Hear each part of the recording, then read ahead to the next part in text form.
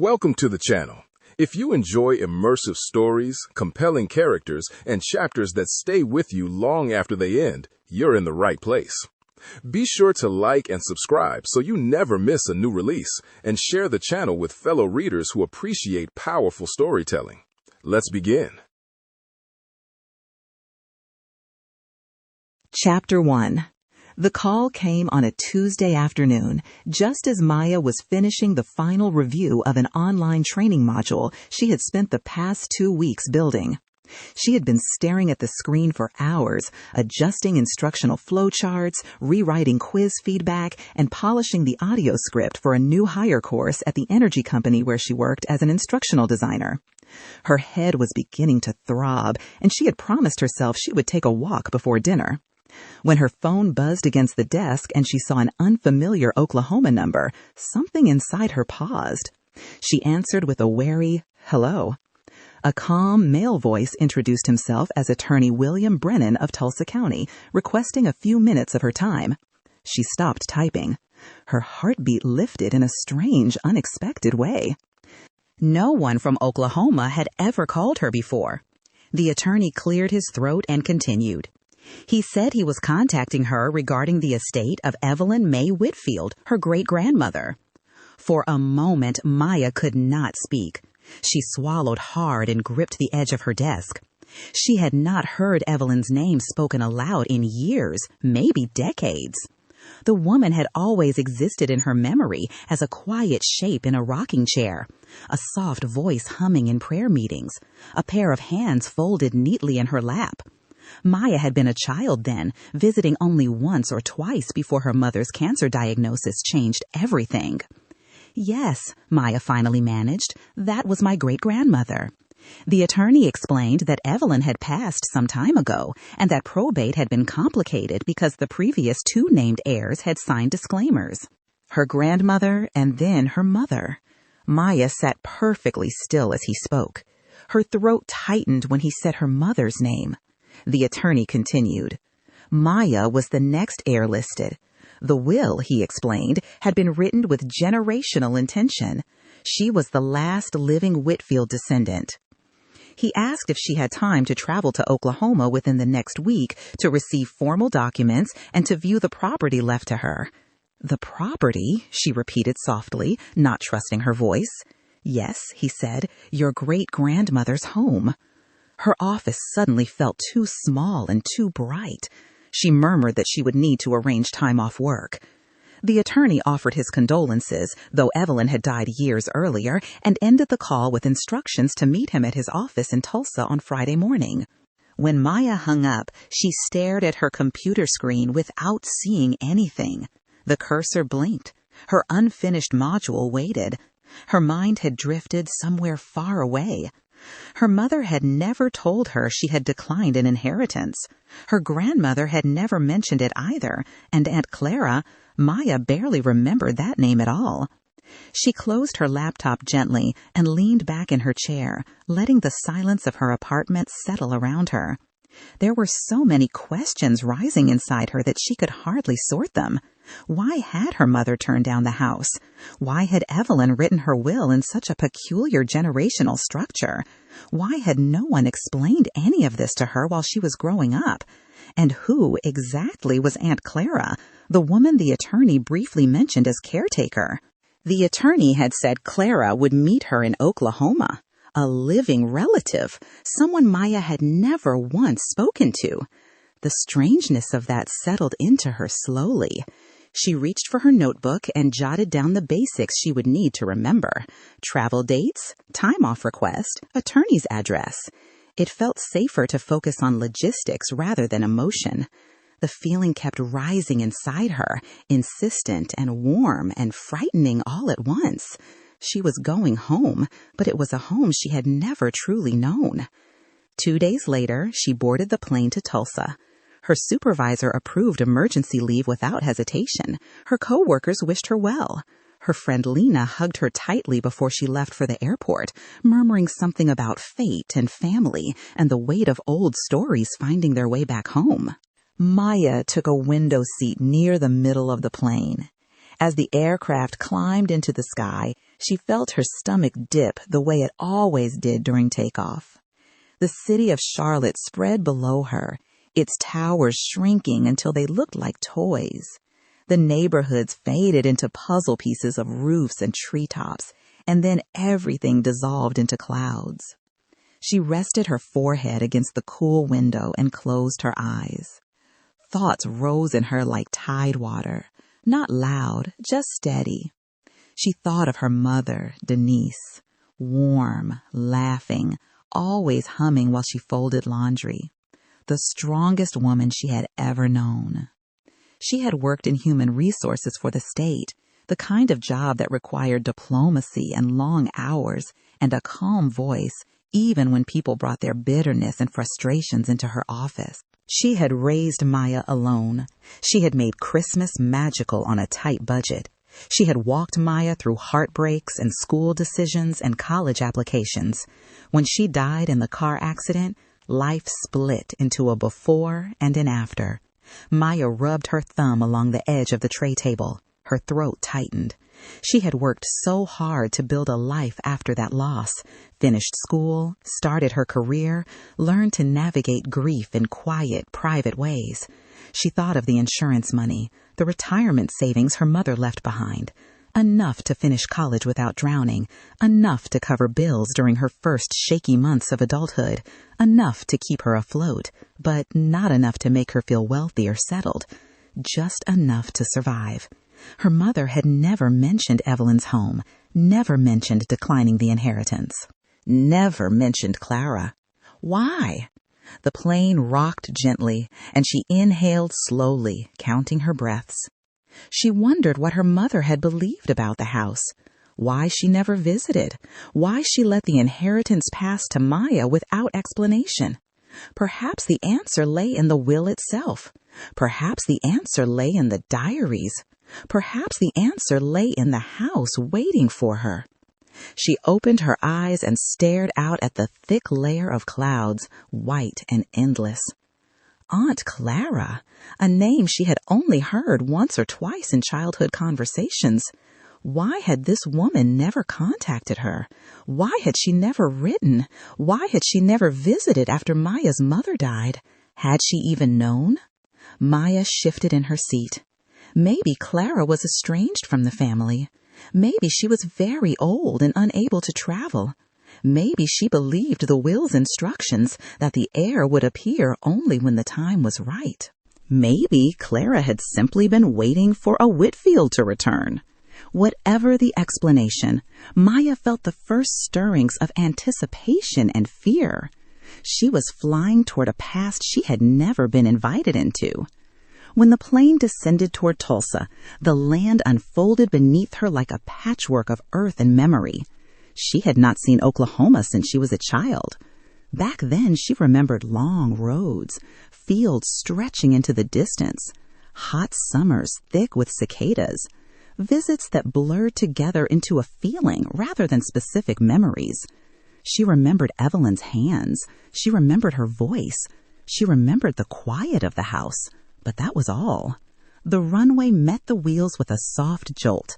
Passengers rustled awake. The overhead lights brightened.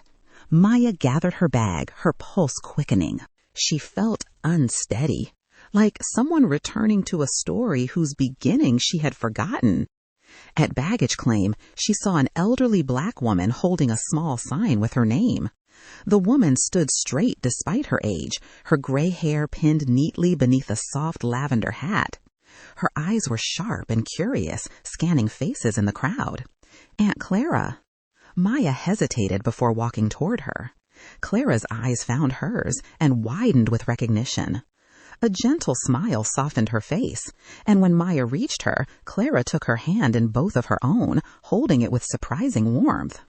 "My goodness," Clara said softly. "You must be Aunt Clara." "Yes, baby, I am Clara Gaines, your great-grandmother's cousin. I have waited a long time to meet you." Her voice held something steady and reassuring, the kind of tone that wrapped itself around a person and made them feel, if not safe, then at least less alone. I did not know you existed, Maya admitted. I know, Clara replied. There are reasons for that. We will talk in time. For now, let us get you to the attorney's office and then to the house. The house. The word felt heavy. As they walked toward the parking lot, Clara glanced at her gently. You are nervous, Clara said. Yes, Maya whispered. Clara nodded with understanding. It is all right to be nervous.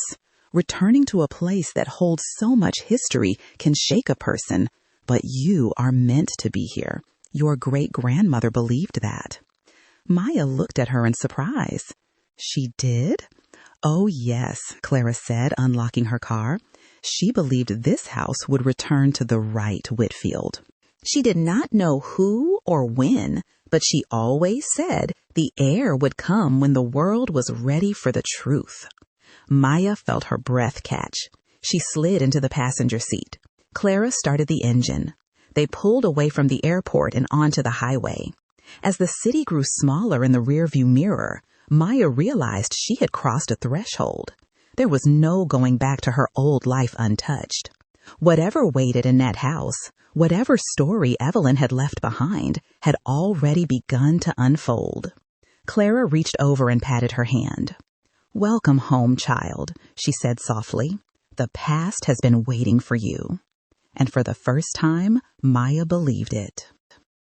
Chapter 2, April 3rd, 1915. Today, Mama gave me this diary. She said every young woman needs a place to put her thoughts so they do not crowd the mind too much. I told her I did not have many thoughts worth writing down, but she only smiled and said, just start with the small ones. The rest will come.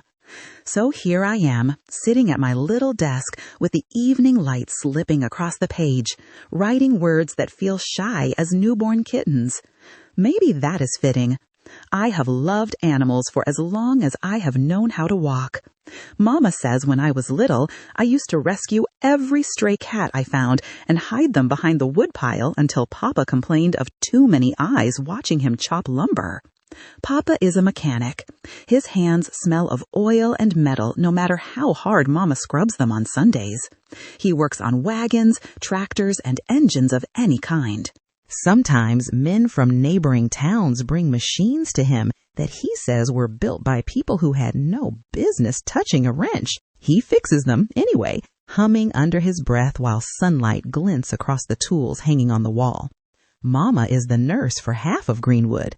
People bring their fevers, sprains, and laments to her as if healing lived in her apron pocket. I think it might. She knows exactly how to soothe a child with a cough or quiet a man who has worked past exhaustion. I help her when I can. Sometimes she lets me roll bandages or measure out herbs. She says I have a calm way about me that comforts people. I do not know if that is true, but I like the way she says it. Greenwood is growing every day. The streets feel busier each week as new businesses go up and new families settle beside ones who have been here since before Oklahoma became a state. Sometimes when I walk along Greenwood Avenue, I look at the brick storefronts and think about how rare it is for a place like ours to exist. People call it a miracle. Papa says it is not a miracle, but the work of tired hands and determined hearts. He says the world will always underestimate a community that knows how to lift itself. Often, when Mama makes her visits near the edge of town, she takes me along. The road there is lined with tall grass that sways like water when the wind moves through it. Past the bend sits the homestead of the Bluebird family. Their land once stretched further, Mama told me, before the government divided it under something called allotment.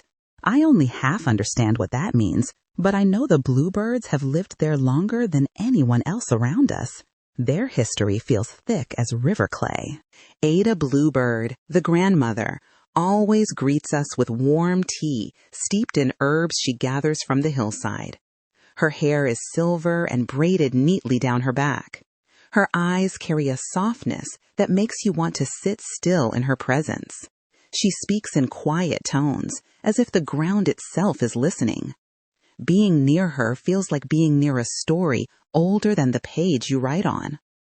Her daughter Lena helps Mama sometimes with childbirth cases, and little Naomi, no more than 8, usually hides behind Ada's skirts until I coax her out. We pick flowers or chase after the chickens while the elders talk.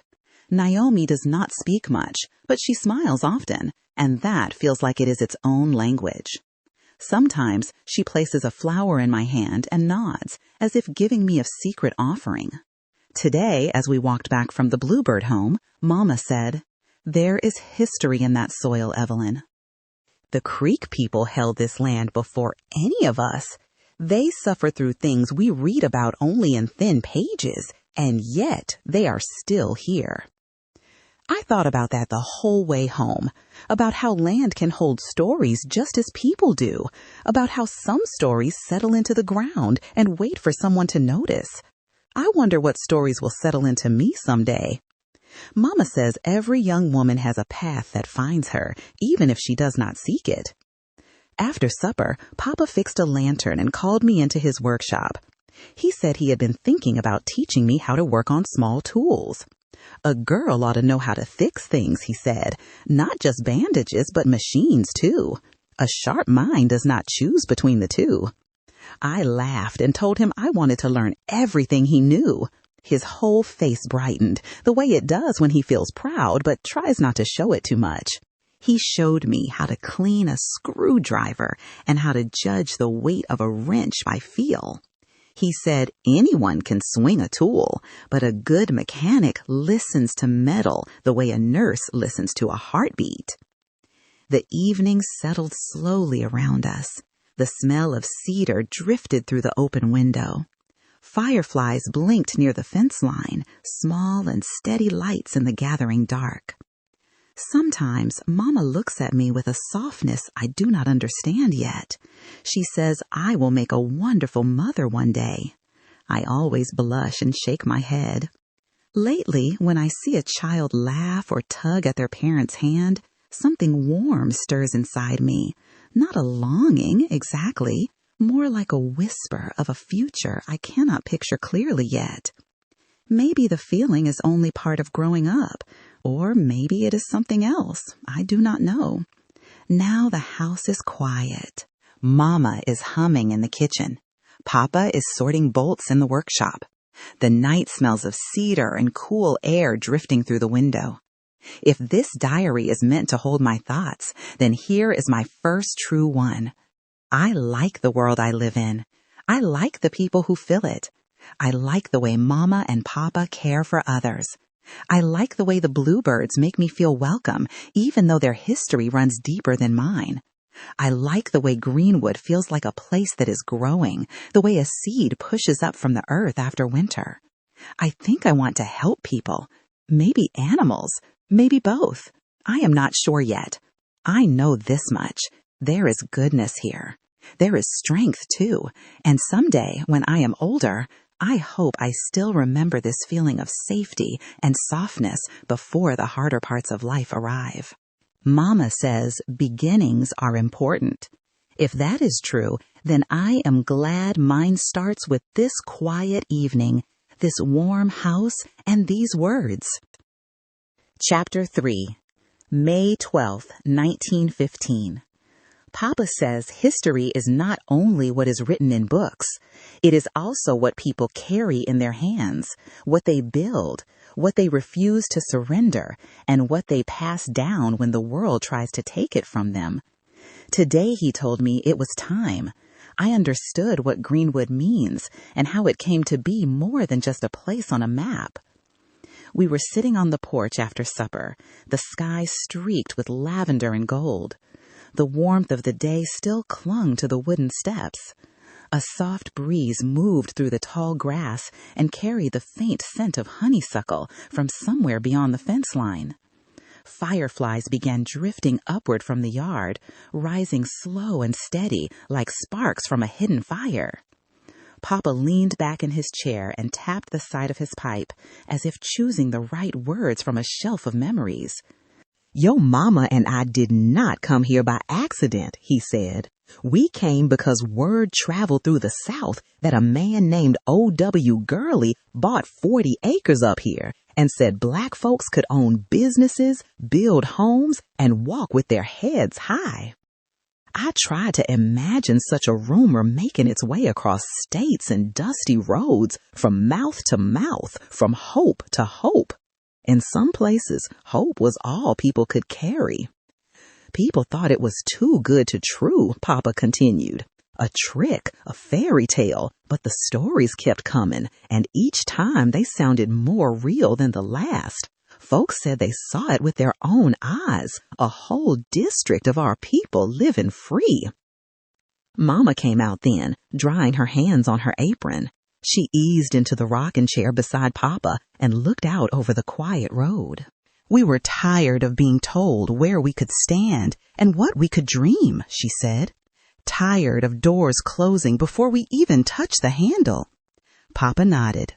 "So we packed everything we owned into a wagon and came north. We were not alone. Hundreds of families did the same. Men with nothing but a tool bag, women with babies on their hips, teachers, preachers, barbers, cooks, all of them searching for a place to live without fear pressing down on them. I imagined that long road, lantern light flickering on faces filled with hope, the sound of wheels grinding over dirt. I imagined the courage it must have taken to gamble everything on a promise." "Did we own this land when we arrived?" I asked. Papa shook his head. "We bought a parcel from Gurley's holdings. We were not the first ones here. The Creek Nation once held this land. Their footprints are under ours, whether we see them or not." Mama touched my hand gently. "The Bluebird family has been here longest of all," she said.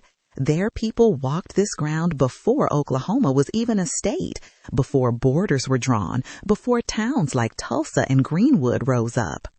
I thought immediately of Ada Bluebird's quiet eyes and the way she always touched the earth as if greeting an old friend. "How did they lose their land?" I asked softly. Papa exhaled a deep and weary sound. "The government called it allotment, divided tribal land into pieces and assigned them to individuals, broke up what was held in common, said it was to help Native people adjust." His jaw tightened, but it made the land easier to sell, easier to steal, and when oil was found under the ground, white men became hungry for every inch.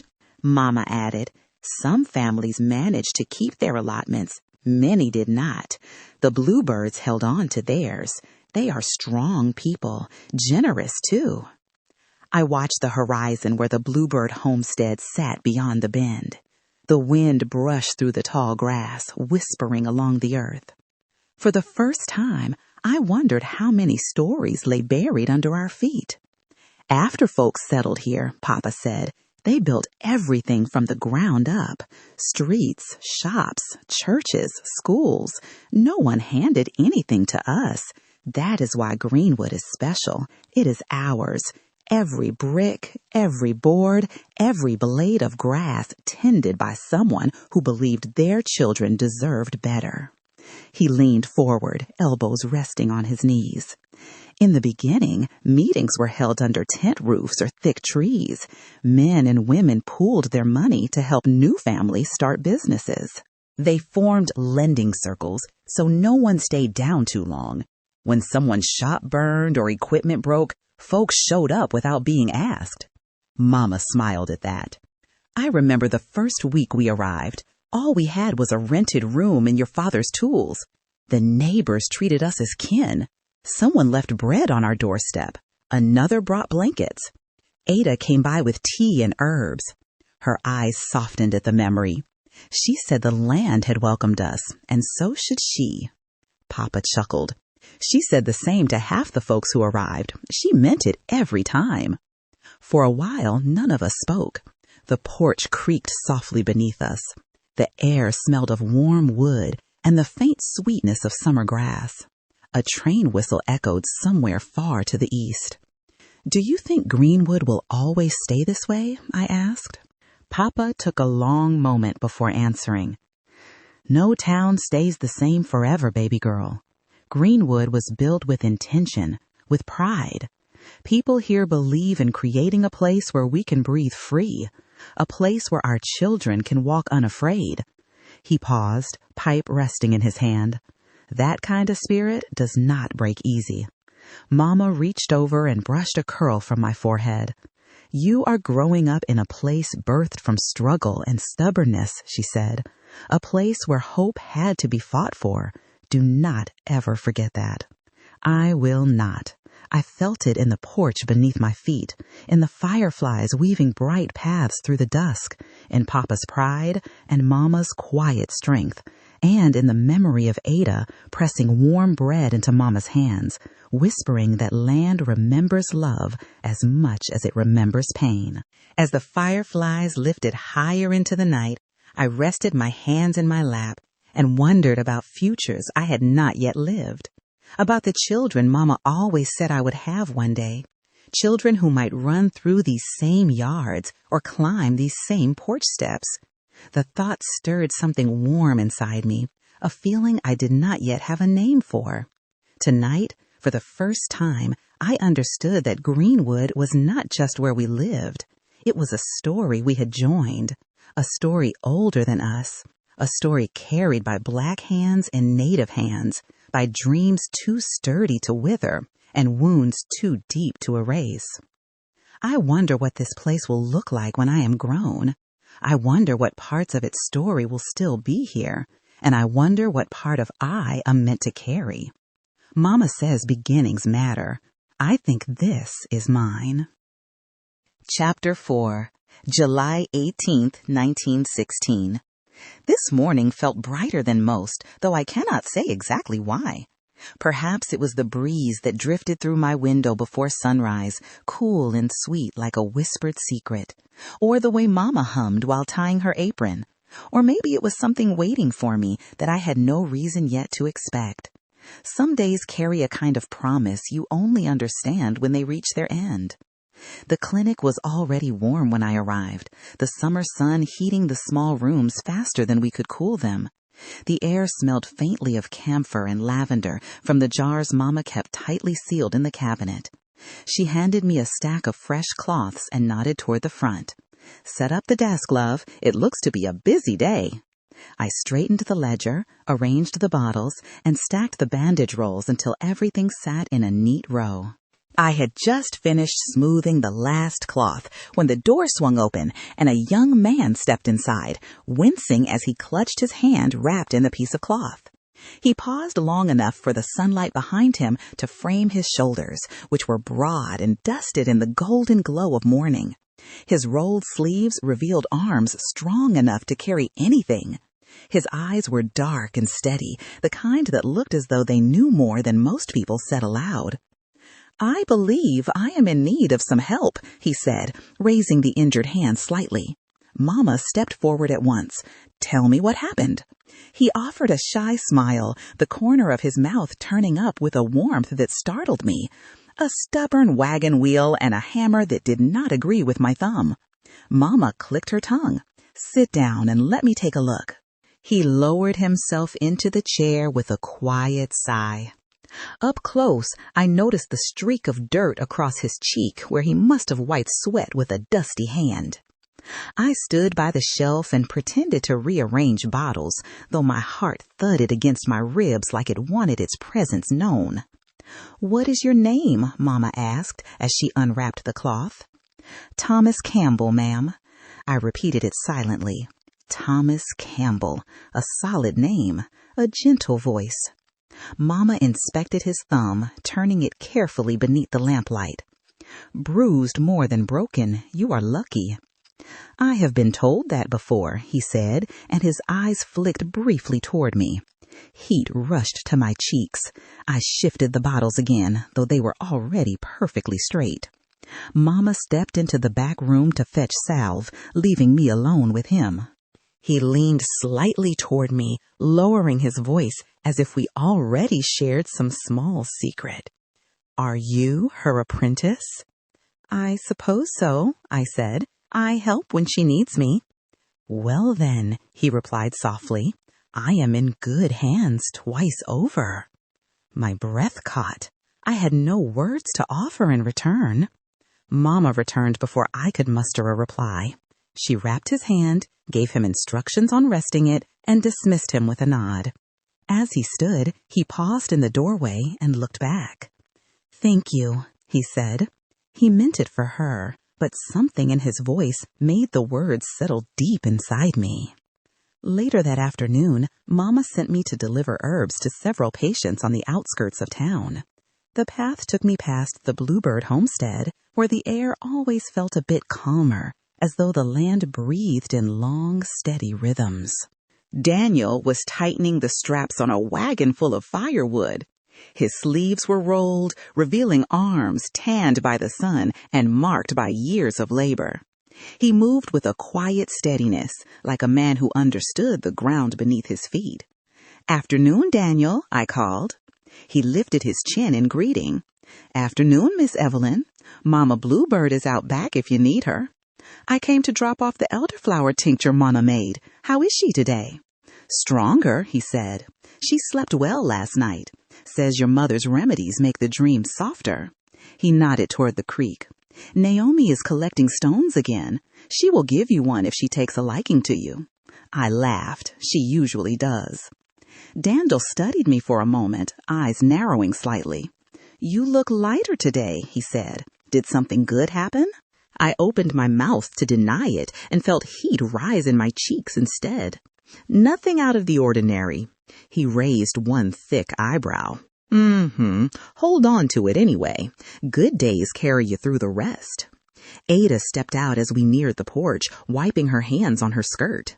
"Evelyn, come in for tea," she called. "The heat is chasing all my breath away." I climbed the steps and handed her the herbs.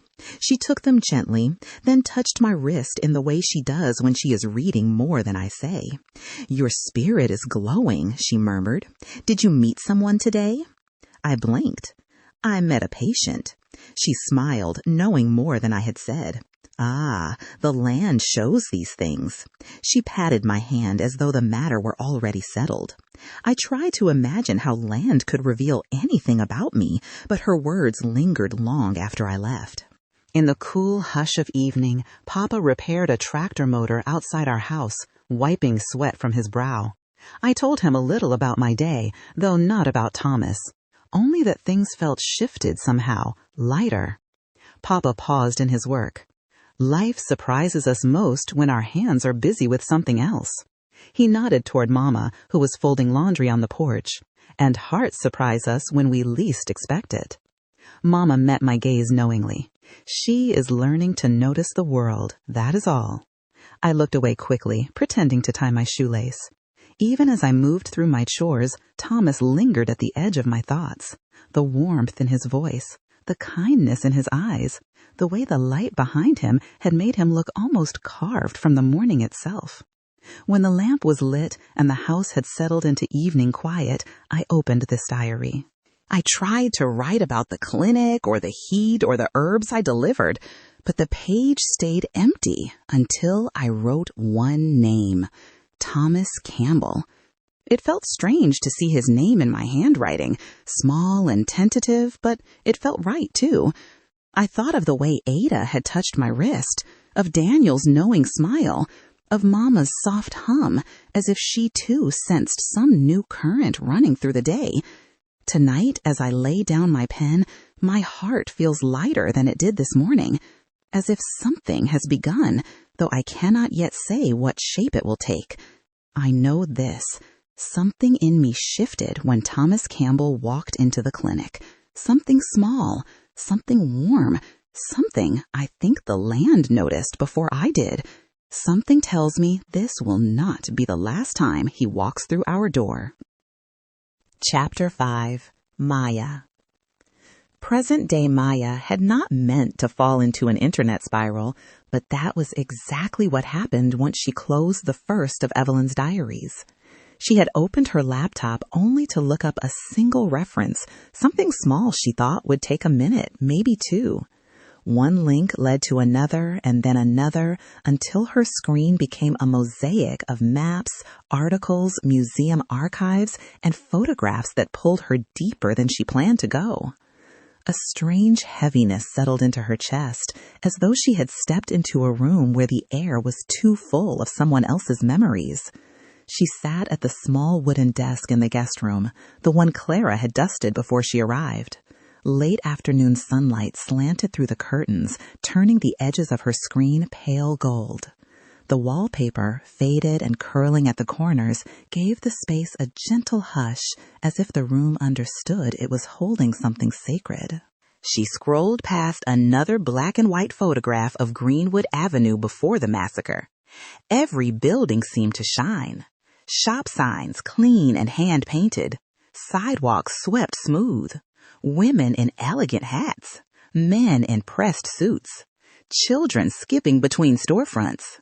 A theater marquee glowing above the street like a promise. It was not the image she expected, not the history she had been taught, not the kind of world she imagined her great-grandmother had known. "Wow," she whispered, more breath than sound. She clicked a link without thinking. A map opened. Indian Territory, 1890 Creek allotments and freedmen holdings. Maya frowned, leaning closer. Why am I seeing Creek Nation maps? What does this have to do with Greenwood? A soft voice drifted from the doorway. "You are falling down the rabbit hole, I see." Maya spun in her chair. Clara stood there with a dish towel over her shoulder, her expression equal parts fond and knowing. "I was just looking around," Maya said, embarrassed at how absorbed she had become. "You found the old creek maps," Clara murmured, stepping into the room. "Your great-grandmother lived near some creek families. Land out there carries stories from before Oklahoma had lines drawn across it." Maya blanked. She never mentioned anything like that. Clara's smile softened. Evelyn didn't mention a lot of things. She carried more than she ever let her family see. The words settled between them, heavy as dust after a storm. Maya hesitated, then asked, "Do you know anything about the Creek families she lived near?" Clara narrowed her eyes slightly, as if searching through memories she hadn't touched in years. "Some. Enough to know they were good people. Hard-working, rooted. They had been there long before folks like us. I remember one family in particular, the Bluebirds." Maya straightened. A subtle prickle passed through her chest. Bluebird. She had seen that name before, scrawled gently in Evelyn's looping handwriting on a diary page she had skimmed too quickly. "What do you remember about them?" she asked. Clara's gaze drifted toward the window. Quiet folk, the kind who didn't force their stories on anyone. Your great-grandmother spent time with them when she was young. Their land was allotment land, harder to keep than most people realize. "Why did I never hear about them?" Clara exhaled slowly. "Because some histories go quiet when the people who carry them die. Your mother didn't know much either. She just knew Evelyn kept certain people close." Maya stared at the map again. Lines, roads, tribal allotments, tiny squares marking the names of families who once lived on land her ancestors walked across, worked beside, or learned from. "What happened to them?" she whispered. Clara paused for a long moment. "Life," she finally said. "Hard life. Loss. The kind this world hands out too easily." It was not an answer, and yet it told Maya enough to feel the ache beneath it. She clicked back to the Greenwood photograph, the bustling street glowing with pride, voices frozen mid-laughter, skirts swinging above polished shoes, a little boy holding his father's hand beneath the Dreamland Theater sign. The caption read, "The Black Wall Street of America, a thriving center of wealth, art, business, and community before 1921. Maya traced the outlines of the buildings with her eyes. Her mother had never mentioned this place. Her teachers had barely mentioned it at all. Yet this had been Evelyn's world, a world so full of beauty it felt impossible that the same place could become a landscape of ash. She closed the laptop gently, as though afraid she might bruise the images inside it. She leaned back in her chair and stared at the ceiling. Why does it feel like I'm learning about a stranger's life? She asked quietly. Clara stepped behind her and rested a hand on her shoulder, her touch warm and grounding. Because grief hides things, baby, Clara said. And sometimes families do what they must so the next generation can breathe freely. Maya swallowed hard. The lump in her throat felt heavy and tight. I want to understand her, she whispered. I want to know everything she lived through. You will, Clara replied gently, but you must be ready for it. Greenwood was a place of joy. It was also a place where hearts were broken in ways some folks never truly healed from. Maya thought of Evelyn's handwriting, elegant and steady, soft at the edges. She thought of the way the diary felt warm in her hands, as though Evelyn herself had left traces of her touch behind. I feel like something is shifting, she murmured. Clara nodded. That is how it begins. Understanding never comes all at once. It comes in pieces. A faint breeze drifted through the open window, carrying the scent of late summer grass and something older Maya could not name. A cicada began a low, steady hum outside, rising and falling like distant breath. When you're ready, Clara said softly, the story will keep going. After she left, the room fell into a deep, listening quiet. Maya sat still for a long moment, staring at the laptop screen gone dark. She reached for the diary. The leather was warm beneath her fingertips, as though it remembered being touched by someone who loved deeply and lost deeply. Someone who once held a child on her hip. Someone who once built a life in a place that no longer existed. Maya opened to the place she had left off. The ink curved across the page in a familiar hand. Greenwood waited, and she felt ready, though she did not yet know for what. Thanks for tuning in. If you enjoyed this chapter, make sure to like and subscribe so you're notified as new chapters are released. Share the channel with others who love powerful storytelling. I truly appreciate your support.